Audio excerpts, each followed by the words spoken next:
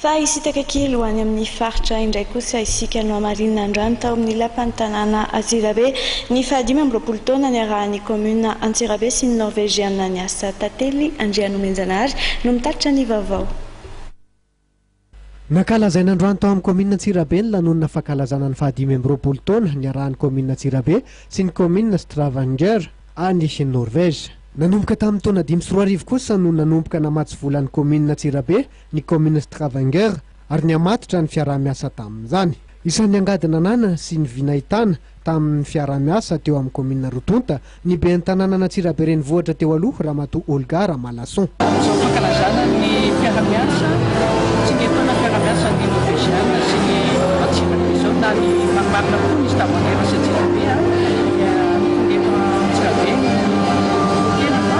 Mankalaza amin'ireo maniny avy any ivelan'ireo satria anisan'ny tao hoe namolavola izany fiara-miasa sy izany etika sy fampitanàna teto amin'ny tanàna Antsirabe izany ny tena vary nandritra taona maro dia nafinaritra tokoa ny fiara-miasa satria miady amin'ny fampitrano ho an'ireo sahirana teto amin'ny tanàna Antsirabe jery ihany koa ny fampandrosoana ny olona zany ny miditra amin'ny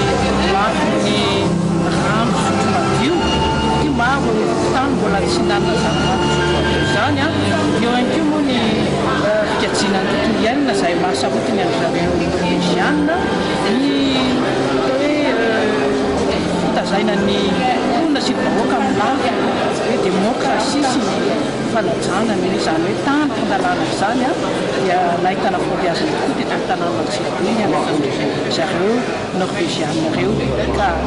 faly tokoa izany tena fa amin'izao an'izao miara-mankalaza izany atao hoe fiara-miasa nanomby teo amin'ny Rotonta izany. Ho an'ny ben'ny tanàna Perinasa kosa dia hiamatotra trano ny fiara-miasa eo amin'ny commune Rotonta araka ny nambarany. Izy fiara-miasa ny Stavanger dia zava-dehibe tokoa zany ho an'ny commune Antsirabe ary tsy azo fafaina ao anatin'ny tantara fa matoa nitiny tanàna Antsirabe dia ny Norvégiana tetika dia tsy azo sarahana izany fa tantsika dia mpandroso adimy amby roapolo taona izay nisy ny fiara-miasa izay tonga nametra-panontaniana hatraisika izao zareo mazoto mampandroso fa itsika mametraka an'ilay mihitsy angamba tsy araka ny tokony ho izy ny fomba fijery fa dia izay mifanirina anova tsaratsara kokoa no misy tamin'izay Iamafy hatrany araka izany ny fiara-miasa eo amin'ny commune Rotonta ka niasa fampandrosoana ny fanamby ho an'ny commune Antsirabe.